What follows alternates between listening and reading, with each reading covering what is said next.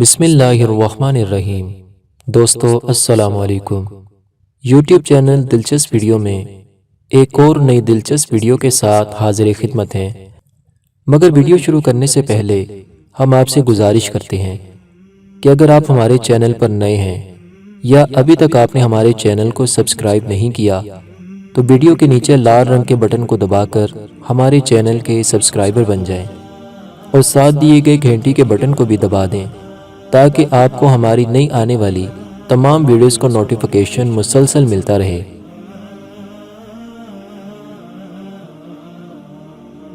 دوستو صحیح بخاری شریف جلد نمبر 1 حدیث نمبر 2004 ہے۔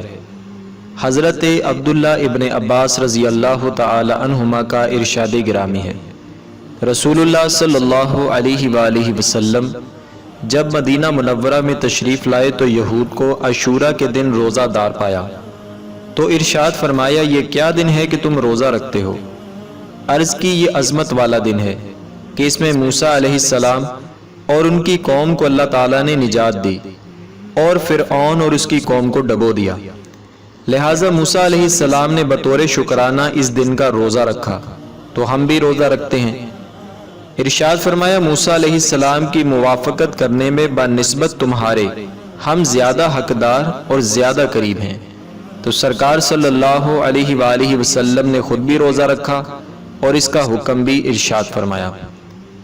دوستو اس حدیث پاک سے معلوم ہوا کہ جس روز اللہ تعالیٰ کوئی خاص نعمت عطا فرمائے اس کی یادگار قائم کرنا درست اور محبوب ہے، کہ اس طرح اس نعمت عظمیٰ کی یاد تازہ ہوگی اور اس کا شکر ادا کرنے کا سبب بھی ہوگا، جیسا کہ اللہ تعالیٰ خود قرآن عظیم میں پارہ 13 سورہ ابراہیم کی آیت نمبر 5 میں ارشاد فرماتا ہے وَذَكِّرْهُمْ بِأَيَّامِ اللَّهِ، یعنی اور انہیں اللہ کے دن یاد دلاؤ۔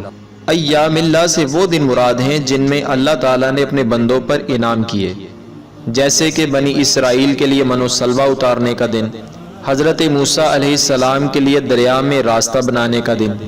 ان ایام میں سب سے بڑی نعمت کے دن حضور سید عالم صلی اللہ علیہ وآلہ وسلم کی ولادت اور معراج کے دن ہیں، کہ ان کی یاد قائم کرنا خود قرآن پاک کی آیت سے ثابت ہے۔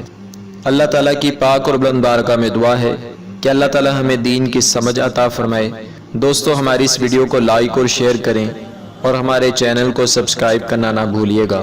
اپنا بہت سا خیال رکھیے گا۔ اللہ حافظ۔